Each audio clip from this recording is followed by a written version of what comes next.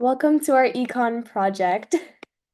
So I'm Aditi and I'm going to be talking about the classical economic theory. So first, with the concept of a self-regulating economy, it is also called a market-based slash free market economy and allows goods to be produced and distributed in response to demand from consumers. Producers determine what's sold and produced and what prices to charge. If they expect to succeed, they will produce what consumers want and charge what consumers are willing to pay. The laws of supply and demand determine prices and total production. If consumer demand for a specific product increases, production tends to increase to satisfy that demand. The increased demand causes prices to increase until consumers cut back on purchases. Demand for the product will then decline and prices will decline with it. This constant push and pull of supply and demand makes the market economy tend to naturally balance itself, and as the prices in one sector rise with demand, the money and labor needed to fill that demand shift to those places where they're needed. Think of a self-regulating economy like your car AC and auto. Depending on the temperature outside, it corrects itself. The main idea is to remember that it reacts and adjusts. So for a recessionary gap, the current output is less than the potential output. There is a lower short run equilibrium value than the long run equilibrium value. There's a leftward shift in aggregate demand. There's a lower value for the short run equilibrium compared to the long run, and recessionary gaps are characterized by high unemployment and low prices. As for in the long run, because wages do tend to fall, the short run aggregate supply curve shifts to the right to correct the gap. And as the price level falls, the real balance, interest rate, and international trade effects increase the quantity demanded of real GDP, and low prices lead to lower nominal wages, which leads to a rightward shift in the short run aggregate supply curve, closing the gap. It is also important to note that this can also be corrected by expansionary fiscal slash monetary policy, and this is a graph to show the gap. As per inflationary gaps, when the current output is greater than potential output, there's a higher short run equilibrium value than the long run equilibrium value, and there's a rightward shift in aggregate demand. There's a higher value for the short run equilibrium, as you can see, YE right here, compared to the long run YF.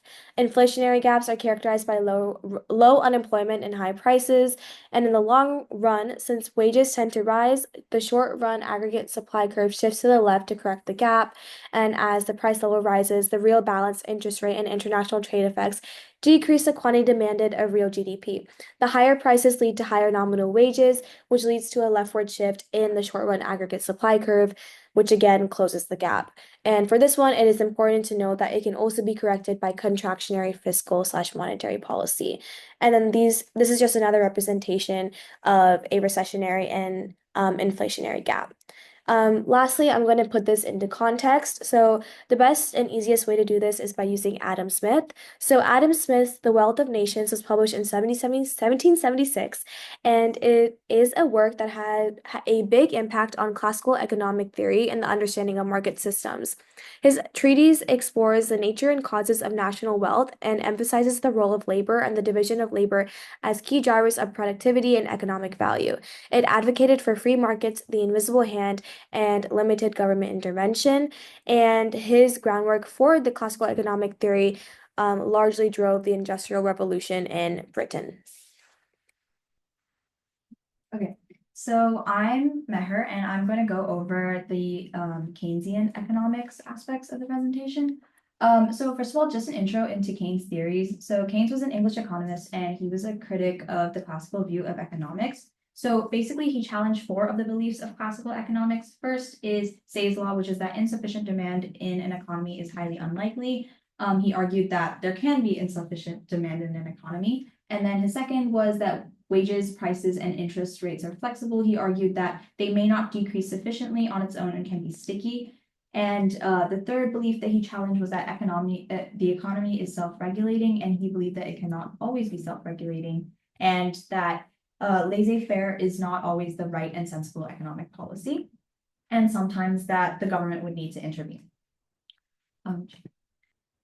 Okay, so Keynes's criticism of classical economics. So to go more in depth into the main ones, so his view on Say's law is that supply doesn't always create its own demand. So sometimes there can be more output produced than demanded, and because of that, a decrease in total expenditures may occur because consumption is down. So Keynes argued that savings don't automatically translate into investments because Investment decisions are influenced by factors like business expectations, interest rates, and just overall economic conditions. And that's why a decrease in consumption and a subsequent increase in supply may not be matched with an equal increase in investment. If businesses are pessimistic about the future, they may not increase investment even if more funds are available. So if more output is produced than demanded, it means that businesses have produced more goods and services than consumers. Businesses or government are willing to buy at current prices, and that's when consumption decreases. And then in terms of Keynes' views on wage rates and prices, so his view on wage rates was that the labor market doesn't always adjust quickly. In particular, a lower demand of labor may not be met with a declining wage rate. Wage rates may be inflexible downwards, at least for some time. And if they are inflexible, then there is a chance that it can get stuck in a recessionary gap, which is on the graph that's on the slide. It's the point where short run aggregate supply intersects with aggregate demand. If wage rates are inflexible, Keynes argued that there needs to be government intervention. And then his view on prices is somewhat similar. He said that the internal structure of the economy is not always competitive enough to allow prices to fall in the short run. And he suggested that anti-competitive or monopolistic elements in the economy can sometimes prevent prices from falling. Okay, so the consumption function. So basically what this is it demonstrates sort of the relationship between consumption and disposable income, and it helps understand how changes in income affect consumer spending. So this helps sort of predict aggregate consumption. So first of all, they have a direct relationship. So when consumption goes up, so does disposable income. And even with that, consumption is positive even when disposable income is zero. And so aspects of this equation, so C, or consumption, is equal to consumption independent of disposable income plus the marginal propensity to consume multiplied by disposable income. So marginal propensity to consume is the ratio of change of consumption to change in disposable income. And when disposable income changes, consumption changes by less because MPC is the coefficient of Y and it's always like between 0 and 1. And then obviously disposable income is just income remaining after the deduction of taxes and other mandatory charges. So it's available to be spent or saved as one wishes. So NPS so basically savings is the difference between disposable income and consumption, and marginal propensity to save is the ratio of the change in saving to the change in disposable income. And it's outlined by that equation over there. So marginal propensity to save plus marginal propensity to consume is always equal to 1. So the multiplier effect essentially measures the impact that a change in an economic activity will have on economic output. So in the context of Keynesian economics, it's the number that's multiplied by the change in autonomous spending or total expenditures and or consumption independent of disposable income. And it's essentially used to obtain the overall change in total spending and the change in real GDP. But because the multiplier is a ratio, it means that for every single change in autonomous expenditure, the change in real GDP is much more. So the multiplier is equal to 1 over 1 minus marginal propensity to consume, or 1 over marginal propensity to save. And if the economy is operating below natural real GDP, then the multiplier turns out to be the number that is multiplied by the change in autonomous spending. Okay, so in terms of the simple Keynesian model in both the aggregate demand framework and the total expenditure, total production framework. So first of all, the aggregate demand, aggregate supply framework. So basically, aggregate demand obviously depends on consumption, investment, and government purchases. So during a recession, spending by consumers and businesses might not be enough to pull the economy out of a slump. So in that case, the graph will stay at Q1. And this means that the total demand might not reach the level needed to meet the economy's full potential output.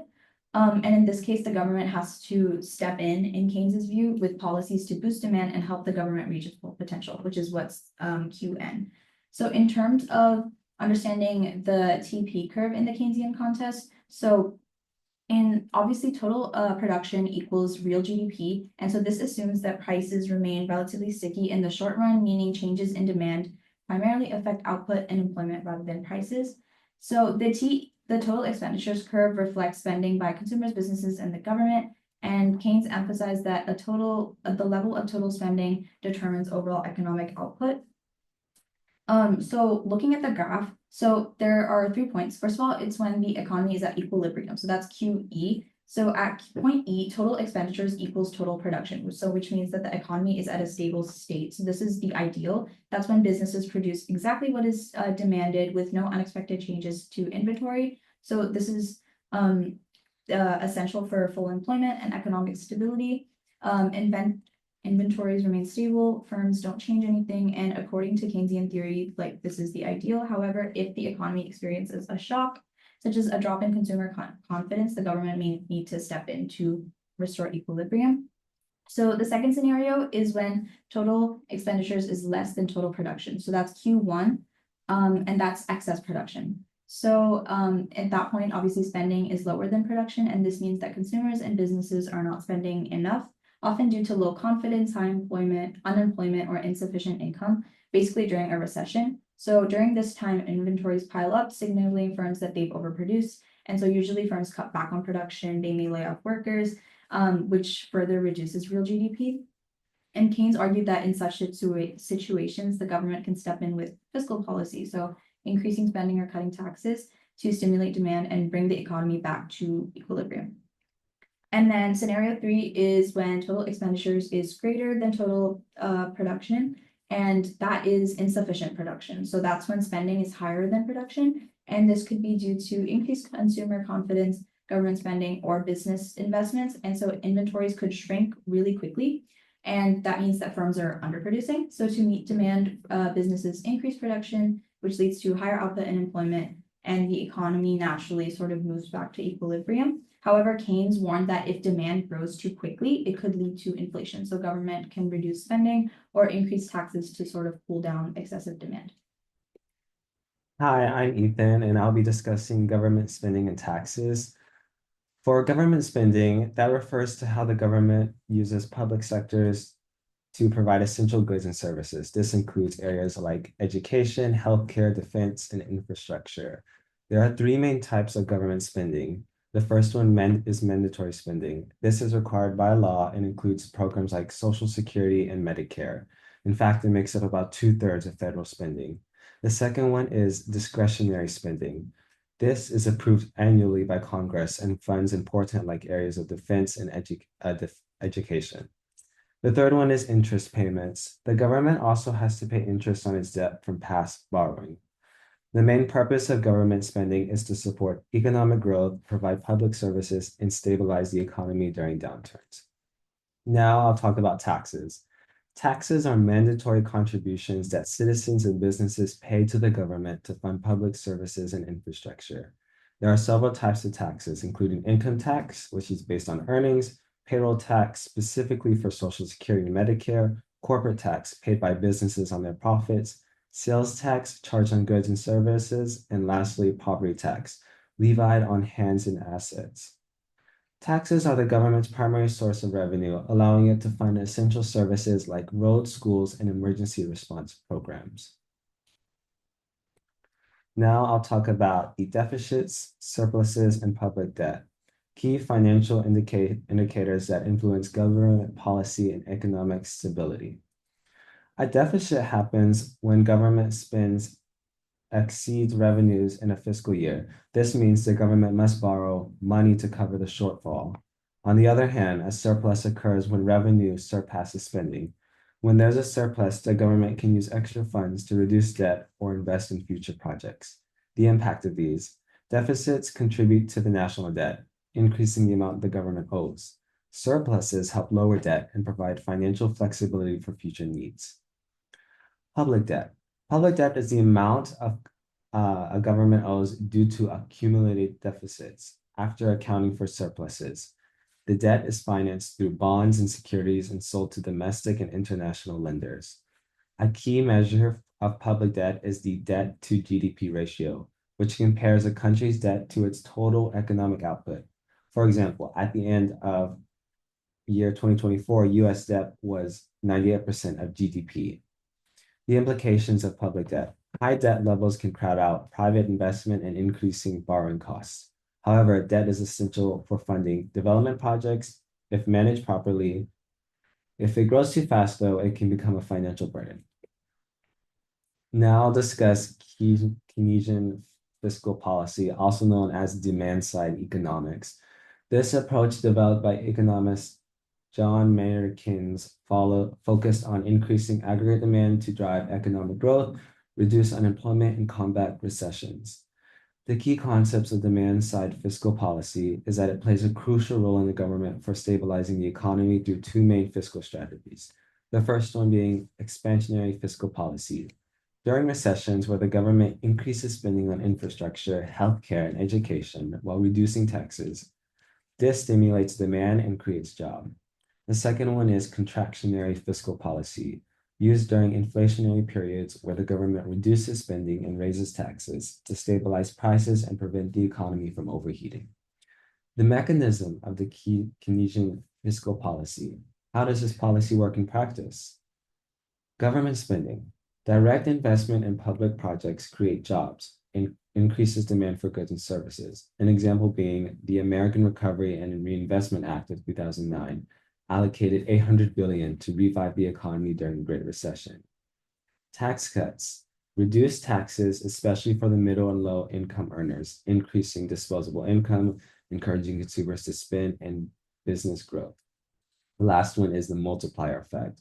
One of the most powerful aspects of the Keynesian policy is the multiplier effect, where each dollar spent by the government generates more than $1 in economic growth. This happens because increased consumer and business activity further stimulates the economy.